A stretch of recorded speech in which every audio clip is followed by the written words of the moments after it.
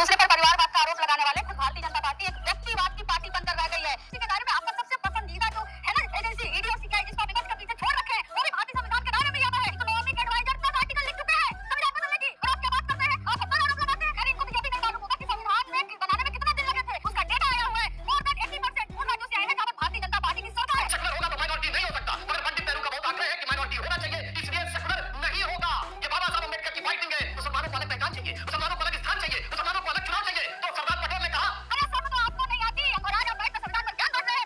ज्यादा जोश में मत। राम राम दोस्तों, स्वागत है आप सभी का और एक न्यू डिबेट वीडियो के साथ। दोस्तों आज की डिबेट वीडियो में आपको नजर आने वाली हैं आरजेडी के प्रवक्ता कंचना यादव और आपको इस डिबेट वीडियो में नजर आने वाले हैं बीजेपी पार्टी के प्रवक्ता सुधांशु त्रिवेदी। दोस्तों आज की इस डिबेट वीडियो में आरजेडी की प्रवक्ता कंचना यादव को सुधांशु त्रिवेदी ने बहुत गजब तरीके से बजाया है, क्योंकि दोस्तों कंचना यादव सुधांशु त्रिवेदी के सामने बहुत ही उछल कूद कर रही थी। इसी पर सुधांशु त्रिवेदी ने उन्हें बहुत जमकर बजाया। तो दोस्तों आज की डिबेट वीडियो बहुत कमाल की होने वाली है, तो आपसे अनुरोध है कि वीडियो को लास्ट तक जरूर देखें, क्योंकि लास्ट में जो हुआ है आप अगर वीडियो को लास्ट तक देखते हैं तभी आपको भी इस वीडियो में समझ में आने वाला है। तो दोस्तों आपसे अनुरोध है कि वीडियो को लास्ट तक जरूर देखें। दोस्तों चैनल पे पहली बार आए हैं तो चैनल को सब्सक्राइब करके बेल आइकन को ऑल पे कर दीजिए ताकि हमारी डिबेट वीडियो का नोटिफिकेशन आप तक जरूर पहुंचे। तो चलिए बिना टाइम वेस्ट किए डिबेट वीडियो हम स्टार्ट करते हैं। चलो भाई देखो अब मैं क्या करता हूँ। कंचना यादव, लालू यादव को क्यों बोलना पड़ा कि संविधान बदलने की कोशिश करेगा देश की गरीब जनता, उनकी आंख निकाल लेगी, लेकिन संविधान के बदलने की बात भारतीय जनता पार्टी ने करी नहीं। प्रधानमंत्री ने तो उल्टा बोला कि संविधान है और हमेशा रहेगा, चाहे बाबा साहब भी उतर के अब नीचे आ जाए, संविधान नहीं बदला जा सकता। क्या आपको लगता नहीं है कि आप डर दिखाकर अपना गेम बनाना चाहते हैं, पॉलिटिकल गेम बनाना चाहते हैं? यह आरोप है।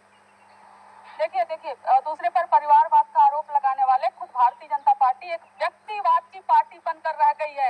एक ही व्यक्ति का चलता है, मतलब दर्जनों नेता भारतीय जनता पार्टी के बोल चुके हैं। जो एक रील वाले राम है ना, वो भी बोल चुके हैं कि हम इसलिए हमें 400 पार दो क्योंकि हमें संविधान बदलना है, लेकिन उन पर ये कार्रवाई नहीं करेंगे। अरे हटा दीजिए उनको, क्यों दिया आपने उनको टिकट, क्यों लड़ा रहे हैं आप उनको, ये जानते हुए कि जो भारतीय संविधान है उसी के दायरे में इस देश का कोर्ट भी आता है, उसी के दायरे में आपका सबसे पसंदीदा जो है ना एजेंसी ईडी और सीबीआई जिसको आप विपक्ष के पीछे छोड़ रखे हैं वो भी भारतीय संविधान के दायरे में ही आता है। तो क्या आप ईडी सीबीआई कोर्ट सब कुछ खत्म करने की बात कर रहे हैं? अगर नहीं कर रहे हैं तो पीएम मोदी के चलते नहीं बल्कि जितने भी लोग बोले हैं कि हम संविधान को खत्म कर देंगे, सबसे माफी मंगवाइए और सबको हटाइए, सबका कैंडिडेट कैंसिल करवाइए, लेकिन नहीं करवाएंगे क्योंकि आपकी मंशा है। मंशा इसलिए है क्योंकि अभी कुछ दिन पहले पीएम के इकोनॉमिक एडवाइजर 10 आर्टिकल लिख चुके हैं संविधान बदलने की, और आप क्या बात करते हैं? आप हम पर आरोप लगाते हैं। आप ही के दर्जनों नेता, पीएम के एडवाइजर, सब कुछ हर कोई बोल चुका है संविधान खत्म करेंगे।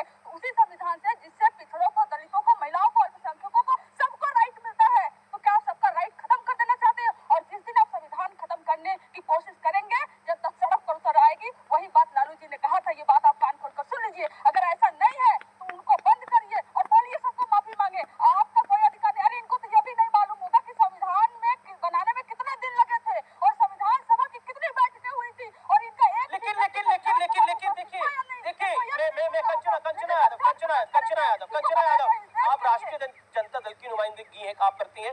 2014 में क्या कहा गया कि नरेंद्र मोदी आएगा तो संविधान बदल देगा, मुसलमानों का रहना ऊपर हो जाएगा, ये कहा गया। कुछ हुआ? कुछ नहीं हुआ। 2019 में कहा गया, 2019 के अंदर कंचना यादव जी 2019 में कहा गया ये देश का आखिरी चुनाव है। हर पॉलिटिकल पार्टी ने ये बात बोली जो नरेंद्र मोदी और भारतीय जनता पार्टी के विरोध में थी, ये देश का आखिरी चुनाव है। चुनाव हो रहा है, आप भी चुनाव लड़ रही है, आपको जीतने की उम्मीद है ना? इस देश में जीतने की उम्मीद है ना? मैं आपको बता रही हूँ, जितने भी भड़काऊ भाषण दिए गए हैं, जितने भी भड़काऊ भाषण इस देश में अल्पसंख्यकों के खिलाफ दिए गए हैं, उसका डेटा आया हुआ है। मोर देन 80% उन राज्यों से आए हैं जहाँ पर भारतीय जनता पार्टी की सरकार है। ये और ये शांति की बात करते हैं। अरे मणिपुर में आग लग गया, 2 समुदाय लड़ रही थी आपस में, लेकिन कब गए देश के गृह मंत्री? कब गए? जब चुनाव आ गया। और कहते क्या है नहीं, उससे पहले गए गृह मंत्री 4 दिन वहां पे रुके। सरकार का पूरा बजट। ठीक है, मैं जवाब देता हूँ। जब 1990 में भाजपा का उत्थान शुरू हुआ तब भी हल्ला मचाया गया था। भाजपा के खिलाफ सदैव खौफ की सियासत की जाती है। याद करिए उस जमाने में हमारी मान्यता समाप्त करने के लिए अर्जुन सिंह ने जाके रिट लगाई, भाजपा आएगी इन सबको खा जाएगी। हम सत्ता में आए और सबसे बेहतर शासन चलाया। फिर खौफ पैदा किया गया कि भाजपा आएगी सारी कंपनियों को भगा देगी, ये स्वदेशी वाले फैक्ट ये हुआ, हमारी केंद्र में सरकार आई जब वाजपेयी जी की, तो हमने सेकंड स्टेज इकोनॉमिक रिफॉर्म्स किया। फिर मोदी जी के लिए कहा गया आएगी तो मुसलमानों को खा जाएगी। क्या हुआ? फैक्ट ऑफ द मैटर है कि सबसे बेहतर काम होना शुरू हुआ। ये तो संविधान की अवहेलना कर चुके हैं। इस देश में संविधान बदला गया था कि नहीं? बोलिए। अभी सीए केंद्र से पारित कानून है, उसके खिलाफ राज्य विधानसभा प्रस्ताव पारित करती है। यह संविधान का रूप है, संविधान की धज्जियां उड़ाना है। केंद्र की एनआईए एजेंसी जाएगी और उस पर हमला होगा एक राज्य में, बंगाल में। यह संविधान की धज्जी उड़ाना है कि नहीं?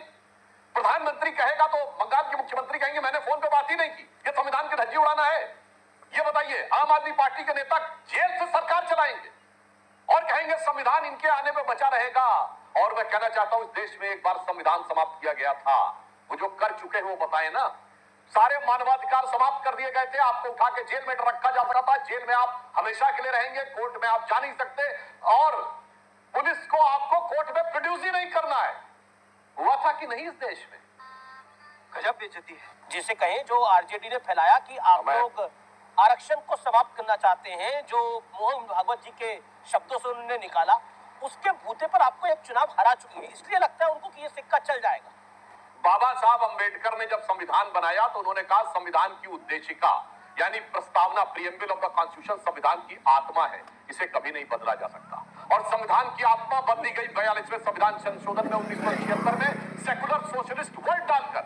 और आपको न पता हो तो मैं बता दूं, सेकुलर वर्ड पे बहस हुई, इसको इनिशिएट करने वाले थे एच.एन. मुखर्जी, उस पर डिसीजन करने वाले थे लोकनाथ मिश्रा और पंडित जवाहरलाल नेहरू। और बाबा साहब अंबेडकर ने कहा कि जो देश में माइनॉरिटी शब्द होगा तो सेकुलर नहीं हो सकता, सेकुलर होगा तो माइनॉरिटी नहीं हो सकता। मगर पंडित नेहरू का बहुत आग्रह है कि माइनॉरिटी होना चाहिए, इसलिए सेकुलर नहीं होगा।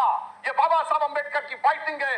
इसलिए मगर बाबा साहब ने जिसको संविधान की आत्मा कहा था, वो आत्मा को काट कर 1976 में संविधान संशोधन करके शब्द डाला गया। दर्शकों से जाके चेक कर लीजिएगा, प्रीएम्बल ऑफ द कॉन्स्टिट्यूशन किसके जमाने में बनता गया है। संविधान की मूल भावना कुचली गई है, जिसको बाबा साहब अंबेडकर ने आत्मा कहा। और संविधान सभा की प्रोसीडिंग जाके देख लीजिएगा, जो सारी बातें रिजेक्ट की गई उसके साथ। और आज मैं आपको बताना चाहता हूं, ये मुस्लिम लीग के साथ इन्होंने गठबंधन किया। 28 अगस्त 1947 की संविधान सभा की स्पीच जाके देख लीजिए, जिस समय मुस्लिम लीग के सदस्यों ने कहा मुसलमानों को अलग पहचान चाहिए, मुसलमानों को अलग स्थान चाहिए, मुसलमानों को अलग चुनाव चाहिए, तो सरदार पटेल ने कहा कि भारत में रहने वाले ज्यादातर मुसलमानों ने पाकिस्तान बनाने के लिए वोट किया है। एक रात में आपका दिल नहीं बदल गया, मगर अब जो हो गया सो हो गया।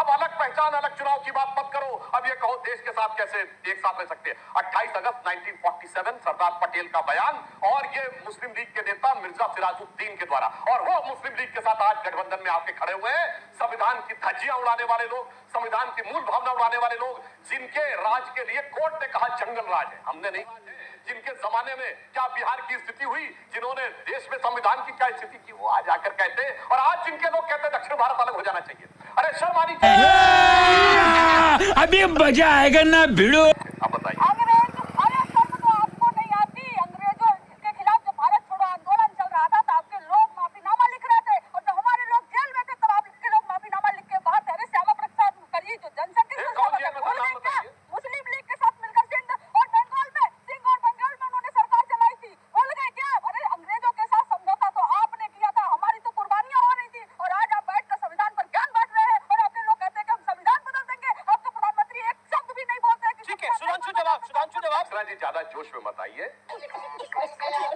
मैं आपको कह रहा हूं कि 1942 पे से लेकर 1931 से 47 तक कोई आंदोलन ही नहीं हुआ। और आप संविधान की बात करते हैं। जवाहरलाल नेहरू 2 सितंबर 1946 को जब प्रधानमंत्री बने अंतरिम सरकार के, केवल ने शपथ दिलाई। किसकी शपथ ली थी? क्वीन की निष्ठा की शपथ ली थी, यूनियन जैक के झंडे के नीचे शपथ ली थी। ब्रिटिश सरकार के प्रति निष्ठा की शपथ लेने वाले लोग आज आके कहते हैं कि अरे भाई सुनिए, जी अरे भाई ये तो फैक्ट है, आप चिल्लाइए मत। अरे आप कहाँ थे? आपकी पार्टी 1990 में बनी है भाई।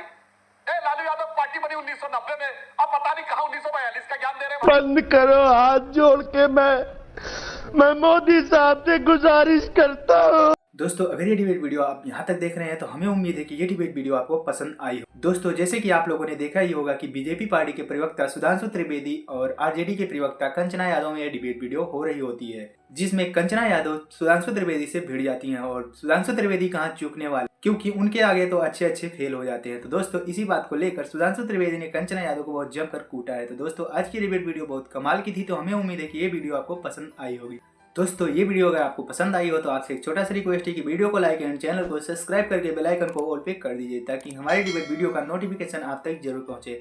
एंड आपका इस डिबेट वीडियो में क्या ओपिनियन है हमें कमेंट बॉक्स में जरूर बताइए और इस वीडियो को ज़्यादा से ज़्यादा शेयर करिए। फिर मिलते हैं ऐसे किसी नेक्स्ट वीडियो के साथ, तब तक के लिए जय हिंद जय भारत।